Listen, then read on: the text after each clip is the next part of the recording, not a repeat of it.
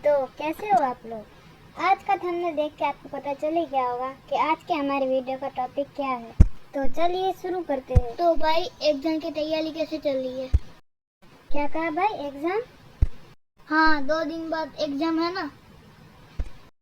2 दिन बाद एग्जाम है और मुझे इसके बारे में पता ही नहीं है। हाँ भाई, मेरे तो 10 के 10 चैप्टर हो गए। क्या? एग्जाम में तो सिर्फ 6 ही आने वाले हैं। तो कुछ बैक बेंचर्स ऐसे भी होते थे जिन्हें एग्जाम के बारे में पता ही नहीं होता था। वो अलग ही मजे में जी रहे होते थे। और उसके बाद हमें ले जाया जाता था कंप्यूटर लैब में,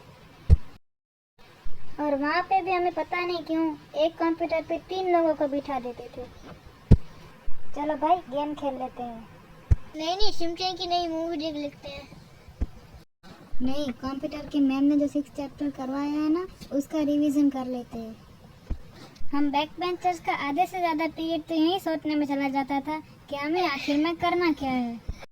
और उसके बाद हिस्ट्री की क्लास में हमारा एक कटप्पा जैसा सर आ जाता था जो हमें ये समझाता था कि कौन सा राजा कब पैदा हुआ, कौन सा राजा कब मरा और कौन सा राजा फिर से पुनर्जन्म ले लेगा। और ये लोग इतना डीप फीलिंग से बताते थे कि मानो कि जैसे ये लोग उस टाइम पे जिंदा थे और इन्होंने वो सब रूबरू देखा था।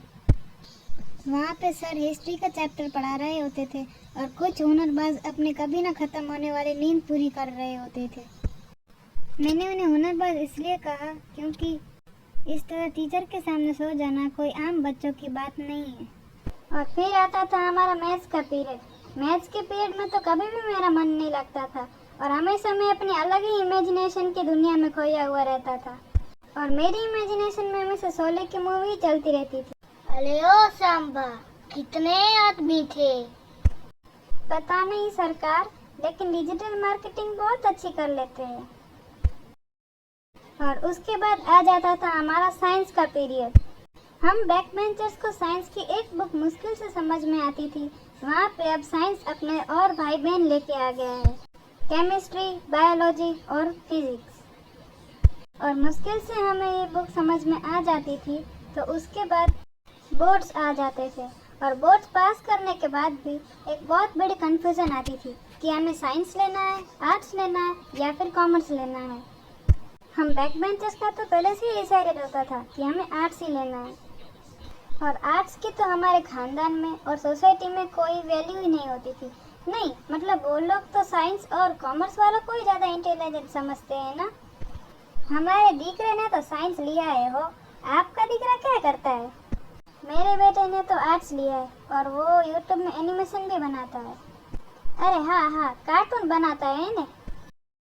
नहीं, कार्टून नहीं, एनिमेशन बनाता है। एक तो इन लोगों को कार्टून और एनिमेशन के बीच का फर्क समझाना भी बहुत ही ज़्यादा मुश्किल है। खैर, मैं तो अपने स्कूल के दिनों को बहुत ज़्यादा मिस करता हूँ। क्या आप भी मिस करते हो?